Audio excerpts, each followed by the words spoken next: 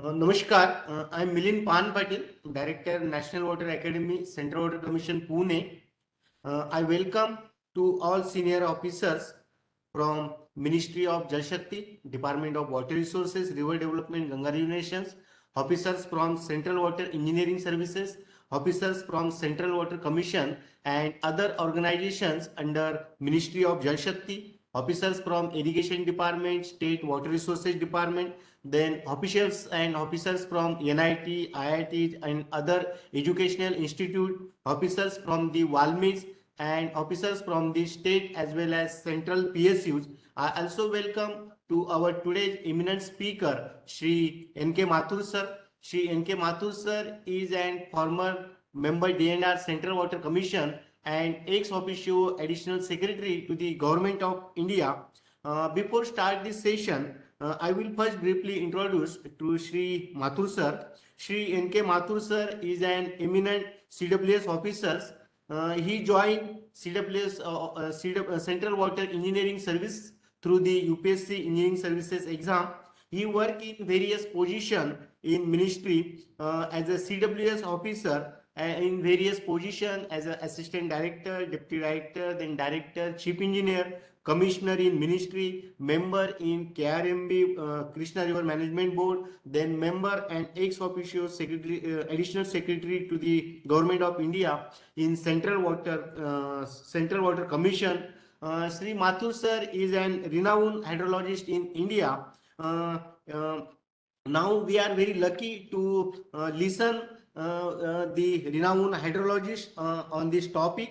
The today's topic of Sri N.K. Mathur sir, he will speak on interstate river water disputes in India, issues and challenges in Mahadayi water dispute as a case study. Now I request our today's speaker, Sri Mathur sir. Sir, kindly start your session, please. Good morning to all. I thank National Water Academy for providing me the opportunity to address this August gathering. I see a wide spectrum of people here, a galaxy of experts.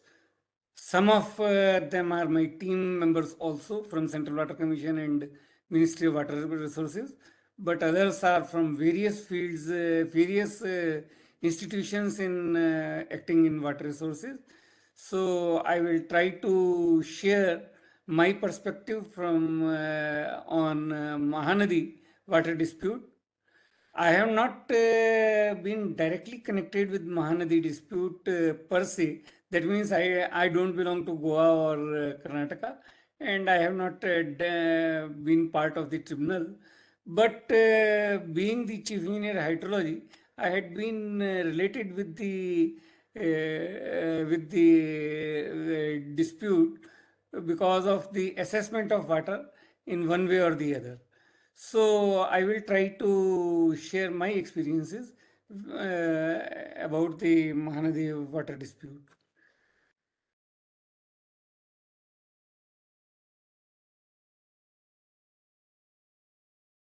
What are disputes? Interstate differences or dispute arise with regard to use, distribution, and control of waters of interstate river basins. So these all the three terms are very important. There are many instances like Uttar Pradesh and Uttarakhand, where the irrigation installations of Uttar Pradesh are in Uttarakhand. The beneficiaries are in Uttar Pradesh, but the location is in Uttarakhand, and therefore the control of these installations, which are located in Uttarakhand, but they are with Uttar Pradesh. So even a control of the water installations can also create a interstate dispute. Same thing with Tamil Nadu and Kerala. So many projects located in Kerala are controlled by Tamil Nadu. The interpretation of the term of any agreement relating to use, it is just not about the control or distribution or use. Even if there is an agreement, these are open to the interpretation.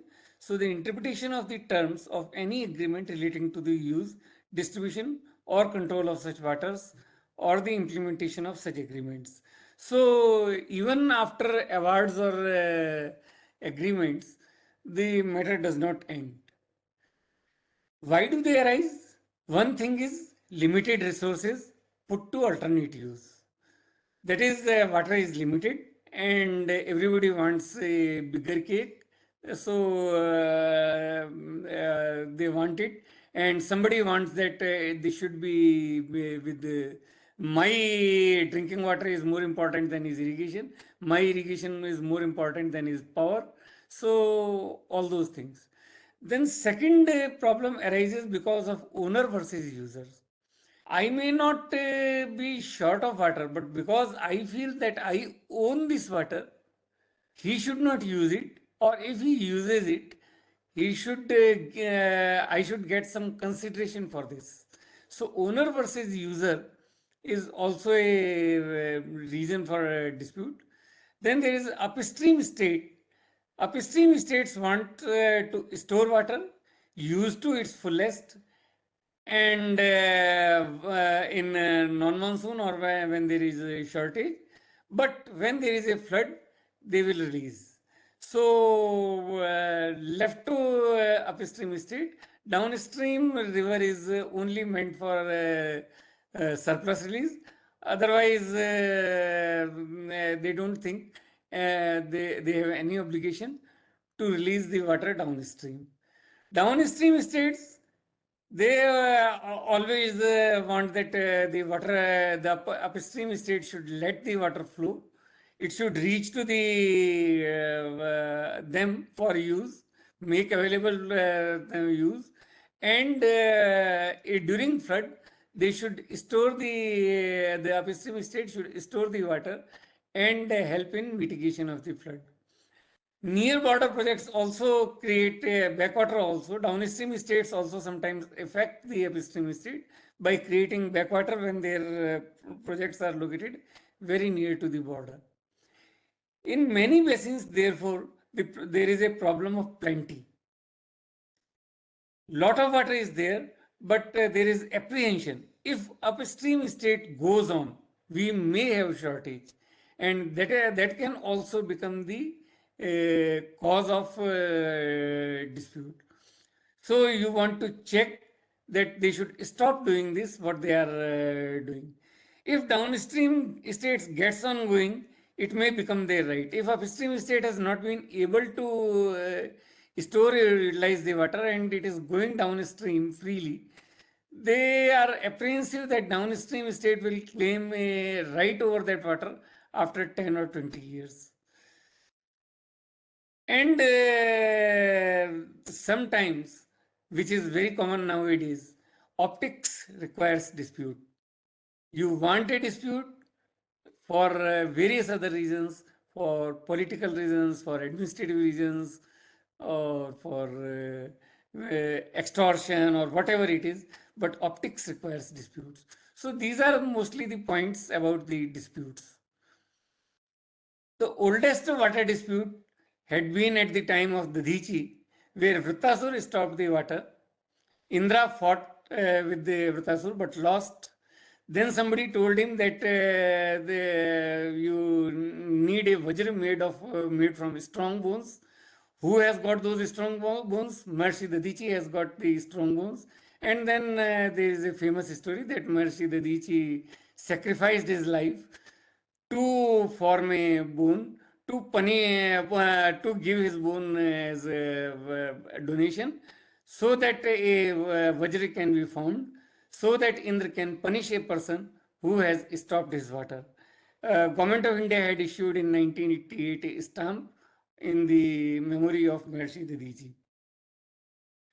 Modern days, after Constitution of India, there had been so many tribunals: Krishna Tribunal, Godavari Tribunal, Narmada Tribunal, Kaveri Tribunal, Ravi Vyas Tribunal, and so many others. And then round 2 has started, Krishna 2 has come up.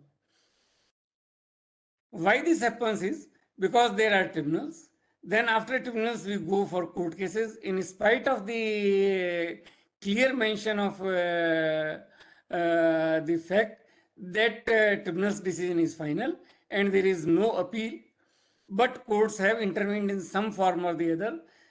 Like Supreme Court said that listening to a special leave petition is its constitutional right and cannot be taken away by any act of parliament and those things. Even during court cases, there are agitations and people are giving strong speeches. They say, I will go to jail, I will contempt the court, I will go to jail, but I will not release the water and all those things. And then it goes to the next tribunal. Then we come to the legalist. This slide you have seen from almost all speakers. I will not go into the details. There are two types of lists. Entry water is mentioned in union list and state list.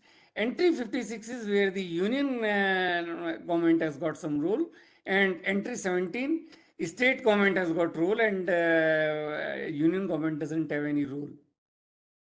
Under this entry 56, there has been a River Board Act. The River Board Act says that consultation with the states to help in coordinated and optimal utilization of water and promoted development of irrigation, drainage, water supply, flood control, etc. Mostly it is in advisory in nature because the water rights are with the states. Arbitration of the dispute or difference with respect to any advice rendered by board. Need for the constitution tribunal and under article 256 should be obviated if the river boards function well. And this River Boards Act was passed in 1956. Not a single river board has been constituted under this River Boards Act. Although some institutions have been created under entry 56, declaring those to be of national importance, interstate waters and national, but River Board Act has not been implemented in per se. Then lot of churning went, and in some 2010 or 11, Ministry of Water Resources appointed a committee under the chairmanship of Justice Dwabia, and it went into every single nitty-gritty of the River Boards Act and suggested on overhauling of the River Boards Act, thoroughly revised the act, and the main emphasis of this Justice Dwabia committee was board by the state, for the state, and of the states, so that there is no dispute. Disputes are resolved within the board, and tribunals can take a walk. But still nothing happened because states had got so many objections. States didn't want the interference of the board in their matter, because board will have some sort of representation from center and some sort of representation from neighboring states, that is co-basin states, and they don't want their interference once the water is allocated. Under ISWDT Act, if the water is allocated, then the role of center or role of the co-basin states gets obviated. So the status quo has been maintained. Now, what about center? Center is an unwillingly pulled in the broil. Center has got nothing to do with theoretically nothing to do with the water resources dispute, because it does not build, own, operate, or derive benefit out of any WRD project. No material interest of center. Center cannot have some 5 MCM of water in its end, which it can discretionally give to some states. Contrast it with the Electricity Act, because electricity is in concurrent list, and there is a central pool of electricity, which it can sell it, or it can give it to some state preferentially or non-preferentially. But state center has got no ownership or no benefit in any WRD project. Then some promotional finances are given as catalyst. Mostly it is 25%, and it in some cases of national projects or interlinking, it goes as high as 90% during the construction. Still, there is no rule or no share of water. We give the central assistance to the WRD projects and then forget it. We just monitor that money has been used for the purpose it was given. The project is under construction, project is making progress, and then the rule ends. We still don't have any share of even a single drop of water which has been constructed with 90% of the central finance. Then center has got no power of arbitration or authority. Center cannot act as an arbitrator. Center cannot appoint an arbitrator whenever there is a dispute. Even if the dispute is solved and projects come up, no political capital for center.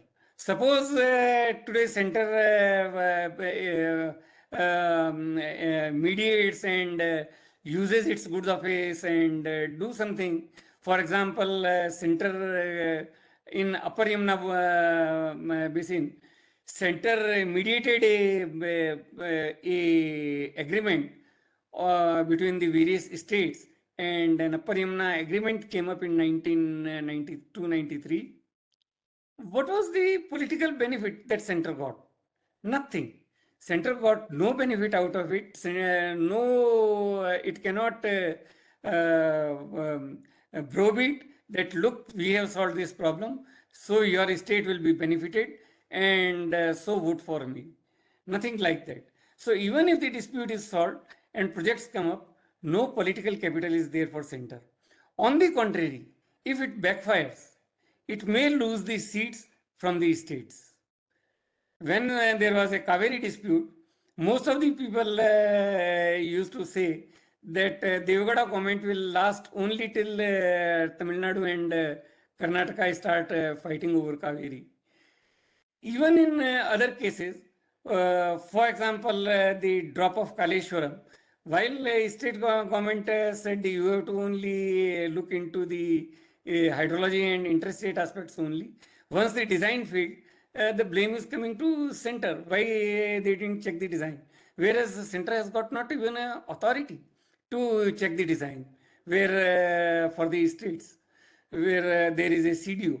So even though we don't have authority, we are blamed sometimes. So for interstate disputes, there is a penalty for center. There is no gain for center. So center is unwillingly pulled into these things.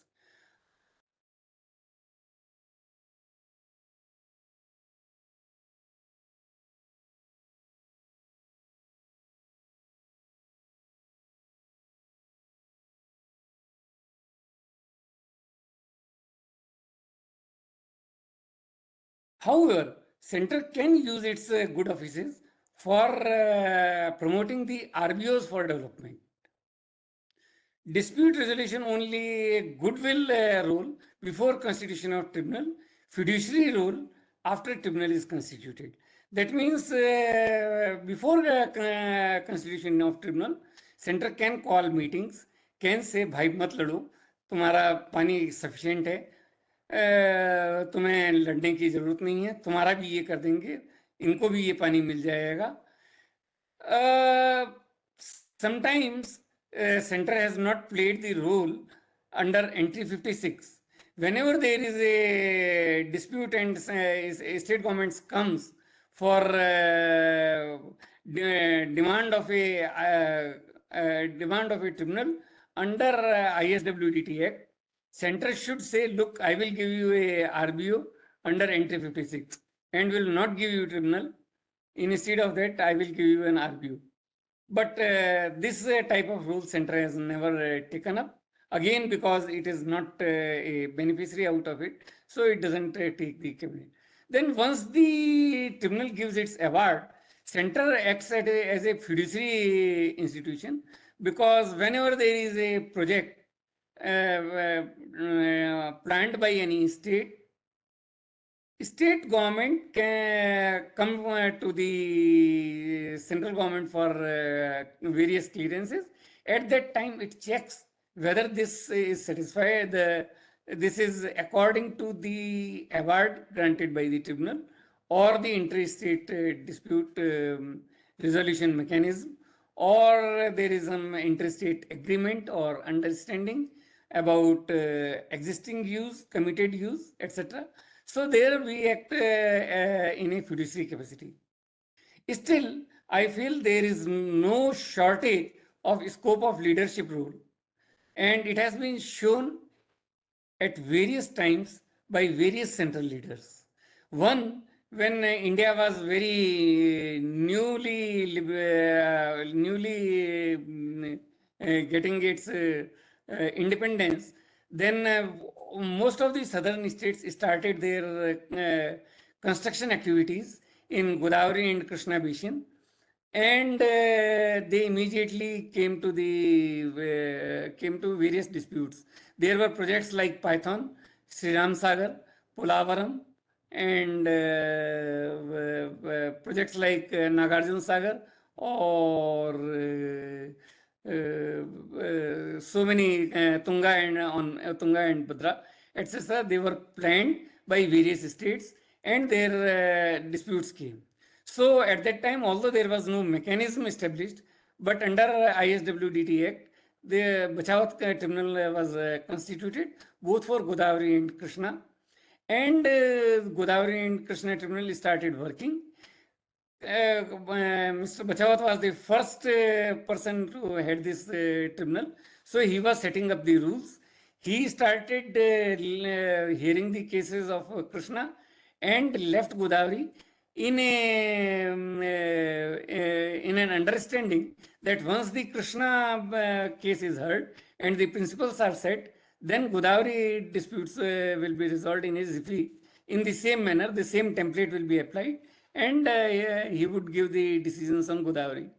Meanwhile, the state governments felt that because of this dispute, all these projects have been relegated to back burner, and the developments of the state has got come to halt.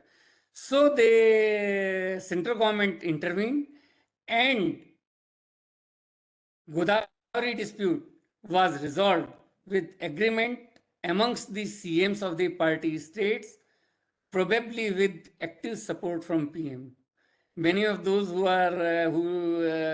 know how Mrs. Indira Gandhi worked will understand what is the meaning of the active support from PM, and all the agreements were thrashed.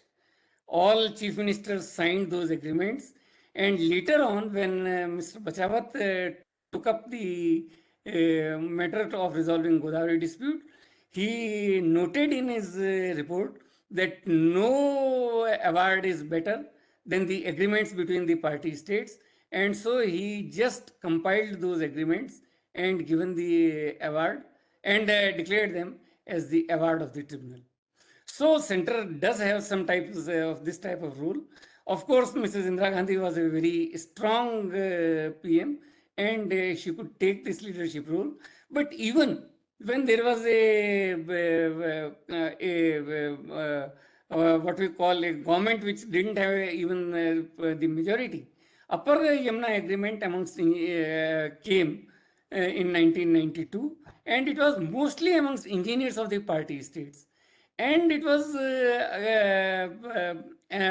at center, it was dealt at the level of only Secretary MOWR at that time, and that too he was only using it as a passive role. He didn't have any authority on those state engineers who were talking. Of course, he himself was an engineer, and he did have enjoyed a very good big goodwill as ex-chairman of Central Water Commission, but there was no role of any politician, and still the agreement could be thrashed.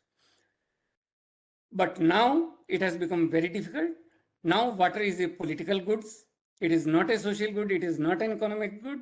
Whatever is written in national water policy, practically it is a political good. It is used for politics.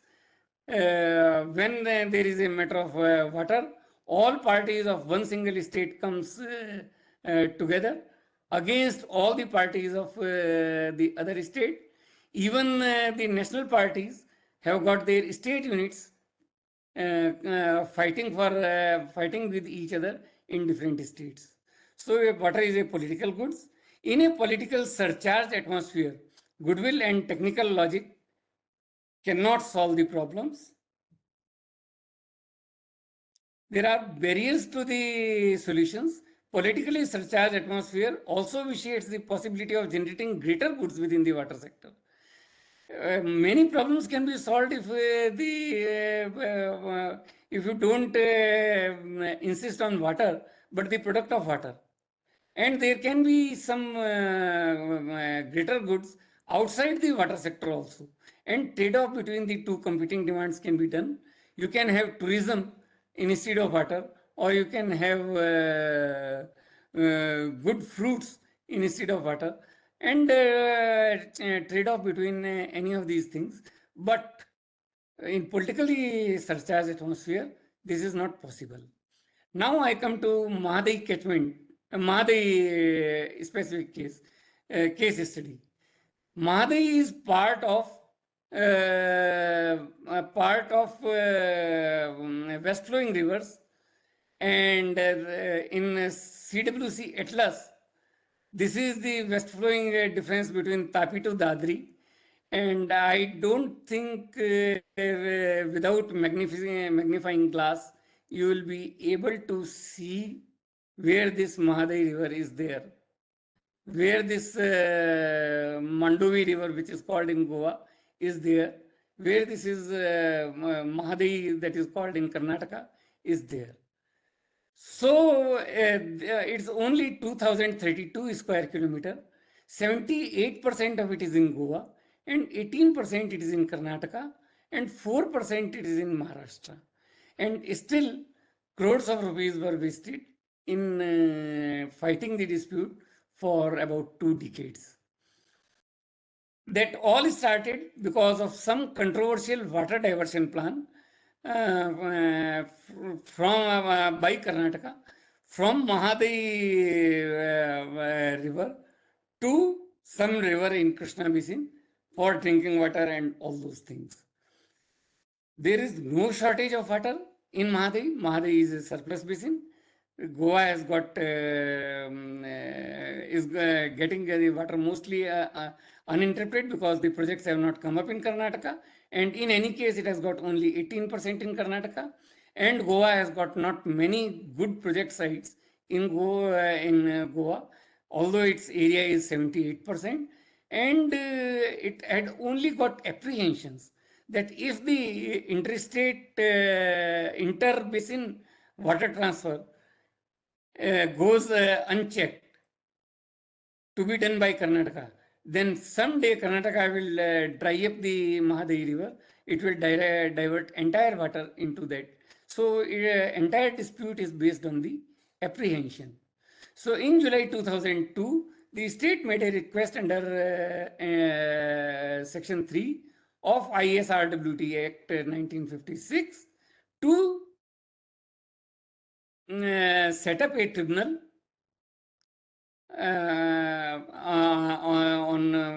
on the issues.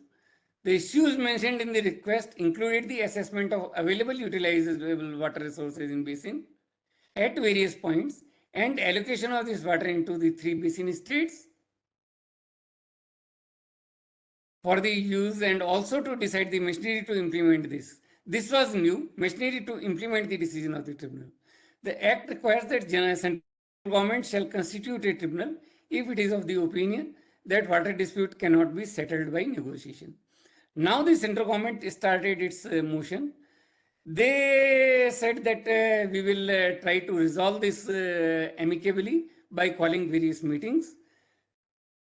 Interstate meeting was called in 2006. Nothing happened. Then in 2009, they went to Supreme Court and asked that the complaint was against the central government, that it is dilly-dallying on constitution of the tribunal. So Supreme Court should direct the central government to constitute the tribunal.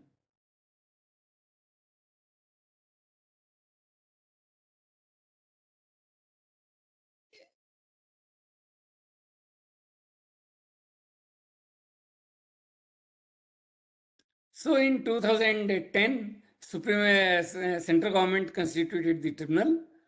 However, the setup of the tribunal itself took some long period, and in 2014 they declared that 2013 will be the year of setup for legal purposes, that is 3 years report and 5 years extendable to 5 years and all those things. 2013 will be the cutoff date. The tribunal submitted its report under section 5.2 to central government in 2018. The report of the tribunal is available. State of Goa filed an application under Order 39 Rule 2 of the Code of CPC before the tribunal. Subsequently, the state of Goa, Karnataka and Maharashtra filed further references. सभी लोगों ने further references 5-3 में demand किए. Then state of Maharashtra, Karnataka and Goa went to Supreme Court. This was again a new thing. Although tribunal has not completed its work, it has not given its report under references of 5.3. Still, all the 3 states went to Supreme Court. Central government told Supreme Court that you cannot hear the appeals on Interstate Act, Interstate Water Dispute Act, because Parliament has passed that award of tribunal is as good as Supreme Court's decree. But Supreme Court said, no, nobody can bar us from listening to especially leave petition. That is our constitutional right under Article 32. And so we will listen to this thing. Therefore, to have a cause of action for appeal, Supreme Court also directed the central government to notify the award of 5.2. So the genesis started by the fact that Kalsa Nala project was planned by Karnataka. Maharashtra also wanted to divert the water, and Goa was not agreeable to upstream states diverting water outside the basin unilaterally. They always maintained that you can discuss with us and then you can do it, but don't do it unilaterally. And then Goa went to center, delayed due to efforts of amicable solution, then sued in Supreme Court to ask center to constitute the stay of construction, then delayed till it became inevitable. That is the part of the central government. Central government delayed the this thing till it felt that the Supreme Court may come heavily upon it. So they delayed it up to 2010. In 2010, center constituted the tribunal when it becomes inevitable. Then they moved its date.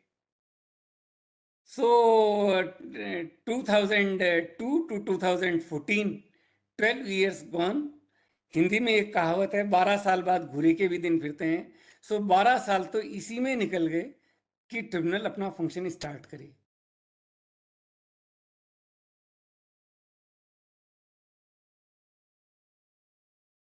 So the primary cause was because of this interstate proposed interstate inter-basin diversion by Karnataka from Mahadayi to Mallaprabha. Then negotiations, hope of negotiations were lost. Meanwhile, there was again an active action of central government. Central government gave a in principle clearance to Karnataka for this project, which was guised as drinking water project. This infuriated Goa very much, and then Goa took all its legal recourses and did all those Supreme Court and everything. MOWR took case. Then when the dispute was referred to Mahadayi, they did not, Mahadayi Tribunal, they did not mention this interstate aspect in the points of reference, because MOWR took a stand that Hubli Dharwad area is in Krishna Basin. There already is a tribunal in Krishna Basin, and therefore examining the water requirement of Hooghly-Dharwad basin is out of the jurisdiction of Mahadayi tribunal, and therefore Goa should withdraw the reference to Hooghly-Dharwad area. Reluctantly, Goa agreed to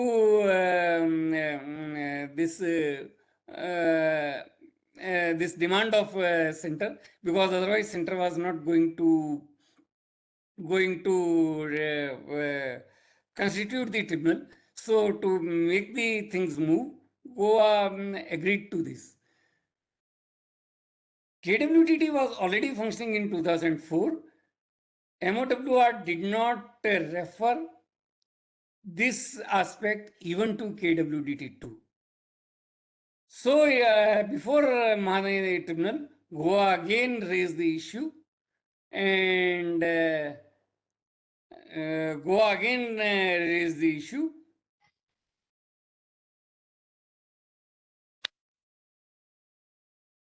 Meanwhile, despite MOWR in principal clearance, attempts were on this thing. According to the, then there was some Central Water Commission study also about the Mahadayi water availability.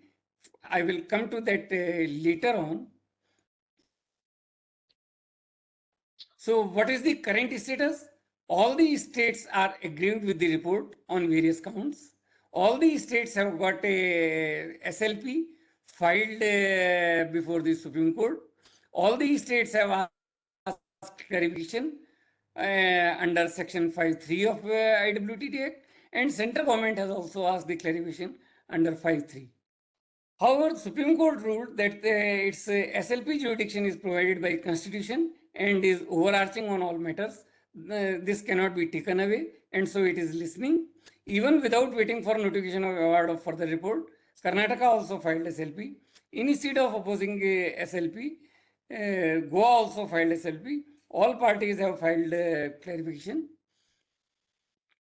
And the SLPs are pending in Supreme Court. This is where the matter stands for last 5 years. There has been no progress, neither in the tribunal nor in the Supreme Court. And ironically, the bill wants, the new ISWDT Act, the bill wants that all decision of the tribunal should come in 3 years only. And the dispute originally started in 2002, and in 2023, we still do not have a clear solution to the problem. So the main issues which I wanted to discuss: do the states really want a solution? That is the big problem. I have always wondered in almost every dispute. Many of the tribunals I have seen that states did not even demand a hearing. Iradi Commission did not have a hearing in last some 40 years or so on Ravi Vyas. Disputes even in the basin with the problem of plenty. For example, in Krishna is a deficit basin right from the top. Godavari is upper Godavari is a deficit, middle Godavari is partially deficit, but there is an abundance in lower Godavari. But in Mahanadi, there is no shortage of water. Even the allocated water, it has only allocated only a portion of water to Goa and Karnataka and Maharashtra. Water is still unallocated in the award, which will be considered later on when there is a review. And yet the states fought. Water is a political goods. Any dispute resolution mechanism which would involve give and take would not be acceptable to them, because they will be alleged for selling of the interests of the state. Suppose they say, look, हमने ये वाला project approve करवा लिया है और वो वाला project छोड़ दिया है, so that the agreement comes.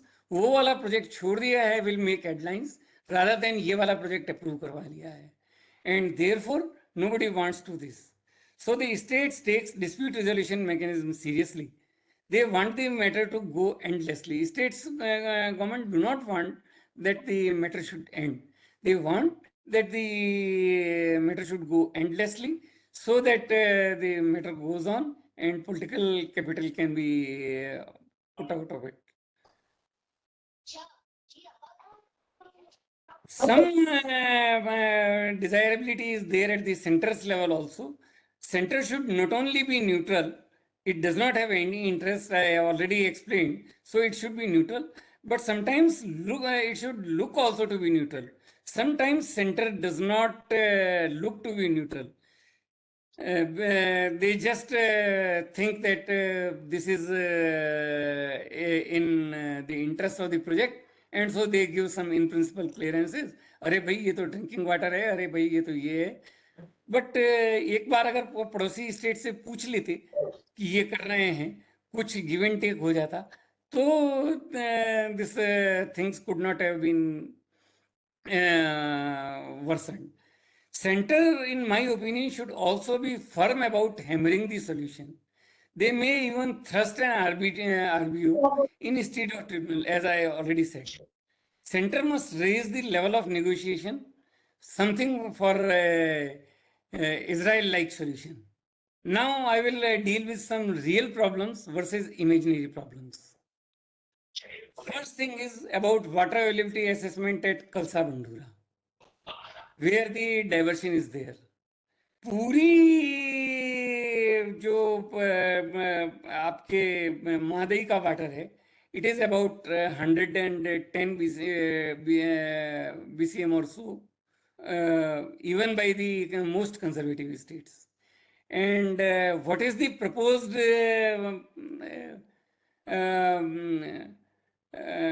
proposed Bandura site's water availability? According to the 2000 report, it is 4 BCM. Proposed at Kalsa site 2.7 BCM. Total 6.8. Then for 2012, hello?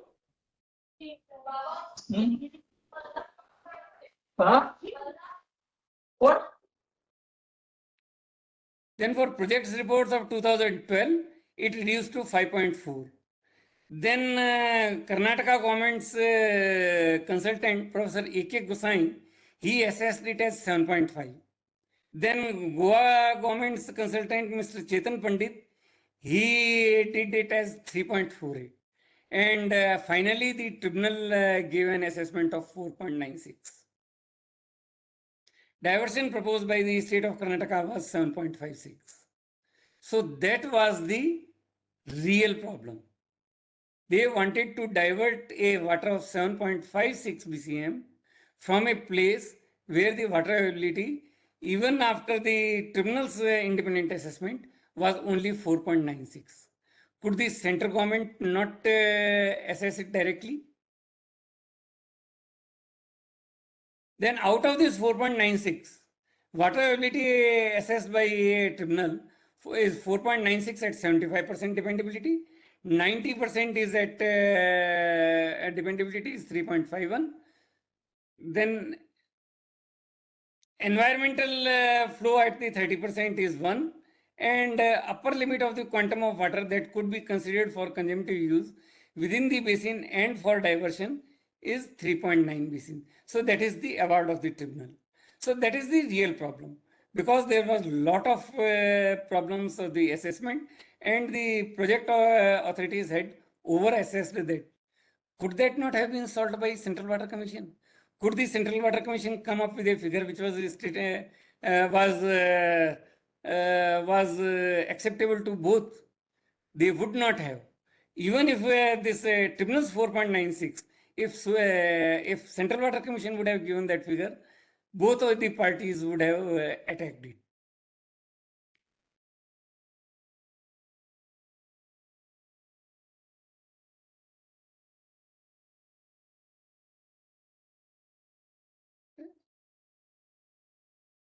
Then we come to the three major projects: Dighi Diversion Scheme, Viranjoli Scheme, and Katlapani Scheme. Total water availability as per DPR was 5.527. Water availability as is assessed by Professor Gosai was 5.1. As by Chetan Pandit, it was 3.3, and by tribunal, it was 4. So those were the real problems. Now come comparative statement of this at Kotni Dam site. Now at Kotni Dam site, DPR said 17, assessed value was 14. Gosai said 14, assessed value was 10.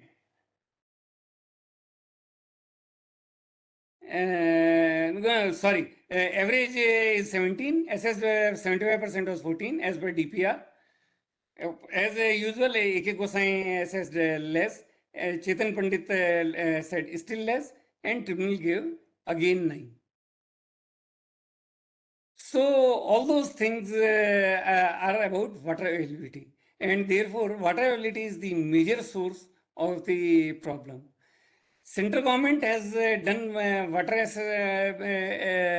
availability assessment in 1993 and then reaffirmed it in 2019 based on various models for almost all states. Still, they do not hold respect that they deserve in dispute resolution. So, should we have some sort of mechanism where there is an independent assessment done with the concurrence of various states, and that can be used directly for the project planning? Now, what are the solutions that was given? So, tribunal in its para 1161 stated, it is hereby directed in clear terms that such utilizations would be permissible only after thorough review and modifications of the DPR, and that the proposal of the in the form of DPR would be considered for implementation only after technical appraisal of the proposed projects by central agencies. Central agencies, even a minor irrigation project or a drinking water project or an industrial water project will come to these central agencies. Was the solution not possible even without that? It could have been with a government order. After obtaining all the mandatory clearances as required by the law, does it need to be stated by tribunal after spending crores of rupees and 24 years? Till such exercises are completed, no amount of water shall be actually utilized at all by the state of Karnataka for the proposed Mahadayi hydroelectric power project at Kotni. And in the end, that was the path-breaking recommendation. It was even before CWMA. In the end, they said Mahadayi Regulatory Authority should be constituted. Recently, Prabha has been constituted by central government. So, in 2002 itself, why not an RBO under entry 56 could have been constituted? All the problems of Mahadayi Regulatory Authority and 24 years would have been saved.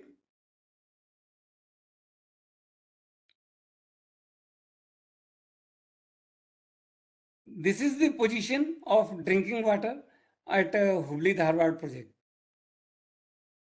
These are the various quantities of water available, and you can see that the quantities of water which are required are much less than the loss due to diversion of water from power generation. Then there are some other points also. What is equitable share of water? Is it in some way linked to the needs, to the level of say development? Underdeveloped requirement is more, lower developments requirement is more, or those who have got development, their sustainability requirement is more, has got priority, because otherwise those developments will go shut and investment will go waste. So what is equitable share? Then equitable share of the people within the basin or outside the basin, because we generally say that once the water is allocated to a state, it can do whatever it wants of the water. It can even take it outside the basin, and not only the outside the basin, it can take it and give it to some other state also for barter.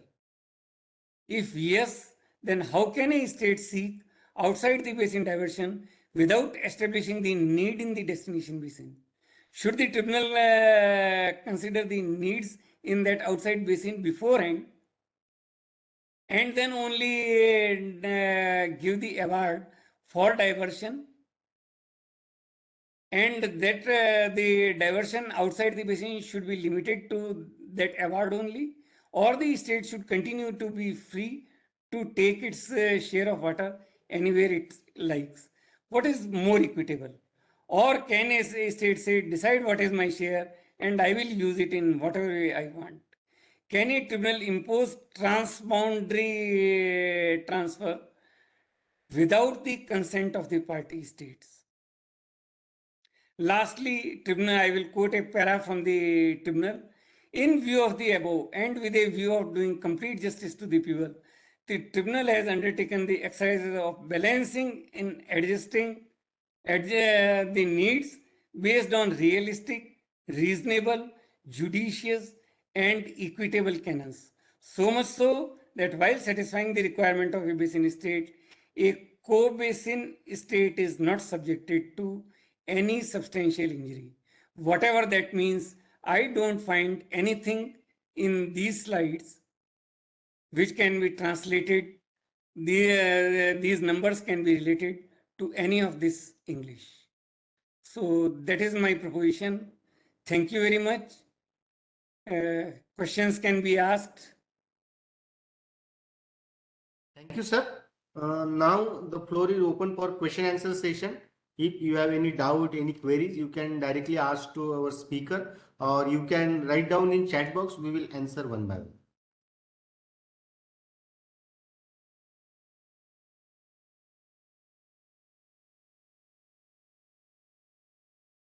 Sir, there is one question in chat box. What type of dispute of water allocation between MP and Rajasthan? Also dispute between central and state government in ERCP. Prima facie, I have not been party of this, but MP and Rajasthan have got its various disputes in Chambal Basin, mostly, and it is about the control structures again being in MP, giving the water to Rajasthan, and then Rajasthan control structures in Rajasthan giving back some water to MP. So still there is tribunal, there are only interstate agreements, and those interstate agreements are there. The projects are mostly functioning, and the dispute is only optical mostly. Sometimes when there is a flood, then they blame each other for not operating the reservoirs for each other as interest. In lean season also there may be some small amount of dispute, but largely it is not blown up. ERCP is a different project. ERCP is a project which is in Rajasthan, and in Rajasthan this project is planned. Rajasthan says that once the water has come to the state of Rajasthan for this Parvati and Kali Sindh rivers, the water is its own, and it will like to use the remaining water to its fullest. Theoretically, central government has got no role in such projects. So if it's coolly and calmly, it constructs the project, there would have been not a big thing. But they want ERCP to be in as a national project. So when they bring it as a national project, center has to evaluate the project techno-economically. So the techno-economic guidelines of the central government that a irrigation project should be planned for 75% dependability applies, and they say that we want to construct it at 50% dependability, which is not allowed under central guidelines. So the dispute between center and the state is about the implementation of guidelines. If they want center's funding or fundings from other agencies supported by center, which is always through the center, then they say it is a drinking water project. If it is a drinking water project, then they lose the further argument of 50%. If it is a drinking water project, then Central Water Commission may not appraise it, but they have to tell the funding agencies that they have designed the project for 100% water availability, that at least 95% water availability. So the state and center are playing a game of chess. This is what my understanding is as a general citizen only.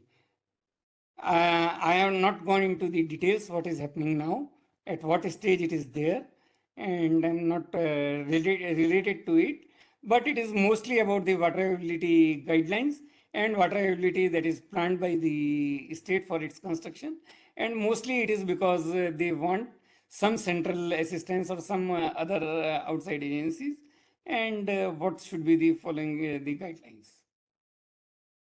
Thank you, sir. Next question. Why there was no water allocation, total available water to each party state by the tribunal in Mahadayi Basin? That is when the tribunal realized that here is a problem of plenty, and the entire dispute has been raised on the basis of an apprehension that if the Karnataka government diverts the water to Mallaprabha Basin, then it will become a norm, and every state will start diverting the water. And Goa practically may not have any problem with the consumptive use of water, but it is very touchy about the ecosystem in the Mandovi River, the name of the river which Mahadayi acquires in Goa. So there may be some apprehensions about the reduction of water in Mandovi causing some ecological problems also. So only because of the apprehensions it is going. So one fine day, the government, the tribunal asked all the states, तुम कौन कौन से projects इसमें plan करना चाहते हो, सबका master plan हमको दो. Then most of the states gave the list of major projects, medium projects, minor projects, this, that. So some 40-50 projects each state gave as a list. It looked very much unreasonable. Those projects didn't look to be the actual master plan. Many of the projects were just in air. They could not even be thought that they should be there. So they asked इस सब की DPR इन सम limited time, one month और 2 months, इन सब की DPR दो हमको. So the state governments did some draft DPRs, tabletop studies mostly, and they put those DPRs to the tribunal. When tribunal went through those DPR, they found that most of the projects are bogus. There are only some substantial projects, and the water requirement of those projects, both by Karnataka and by Goa, put together, does not come even to the 50% of the water available. Therefore, they found out the projects which are likely to come up, allocated the water to them, and that water allocation. Of course, they cannot sit in the position of Central Water Commission to evaluate those DPRs. So they said that this is the tentative water allocation. Within the tentative water allocation, you can firm up this DPR, go to the Central Water Commission for its appraisal, and once this appraisal is done, you can construct the project. So some water they kept in hand, which can be allocated only if some viable project can come up. There is no viable project beyond the list of the projects that they have given.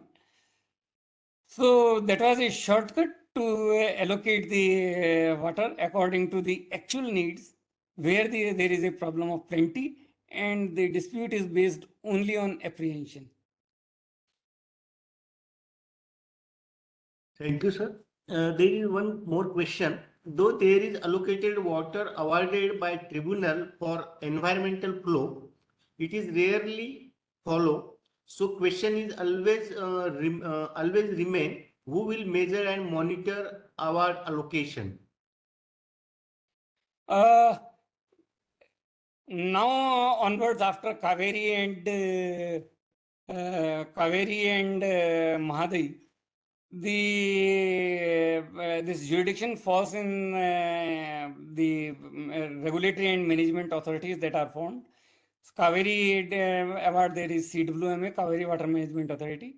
It can monitor every single drop of water anywhere in its basin, or anywhere it is being diverted, or any water it is coming inside.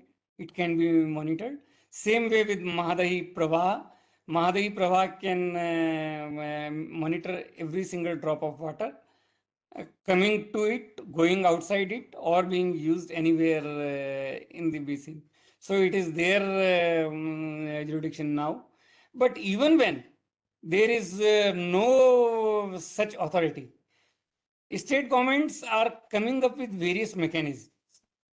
For example, there are different types of problems in different states.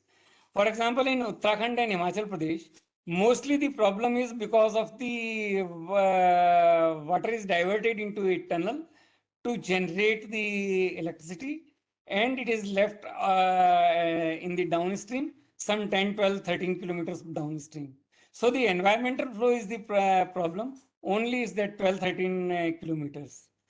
So the state environmental agencies, they find a particular solution.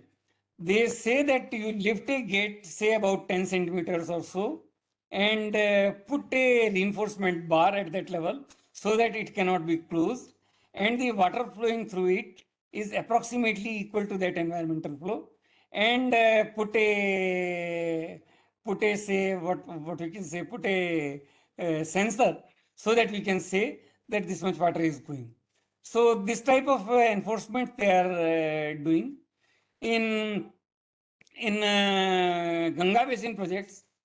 The Ganga Basin Management Authority, Ganga Basin Management Act, that has provided for such monitoring. Committees have been formed with the help of Central Water Commission to monitor these environmental flows.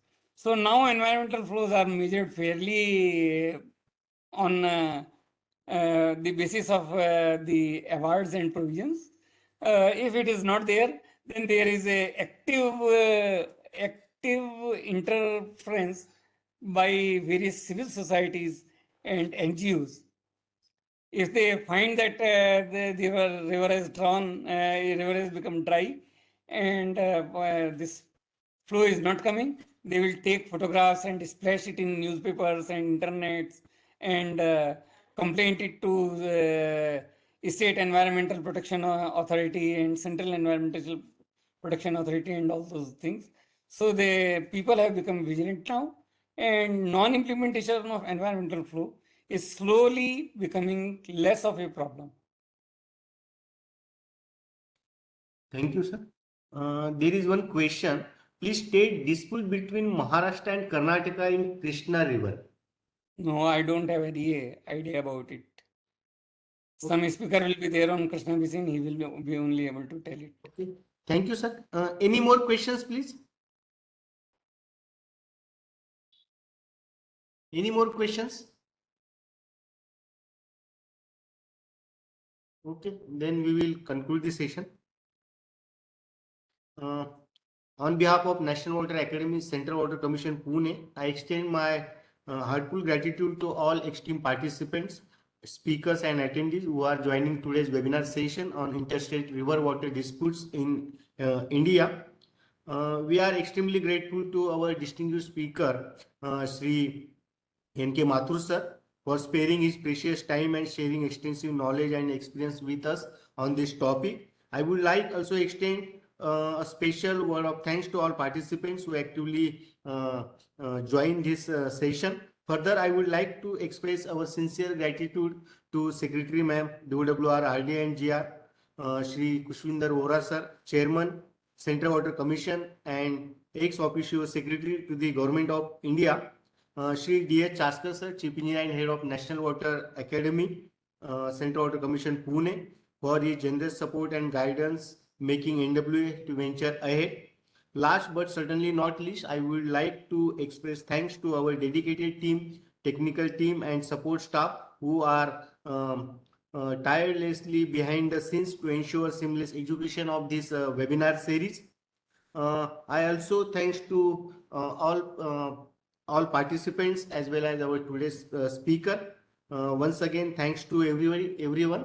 Thank you. Our next session will be on next Thursday on the topic of recourse to stakeholder framework for understanding and resolution of interstate river water disputes, and the speaker will be Dr. B.R.K. Pillai sir, Chief Engineer, Central Water Commission, New Delhi. Okay, we will meet on 23rd November on next Thursday. Thank you. Namaskar. Thank you, sir. Thank you.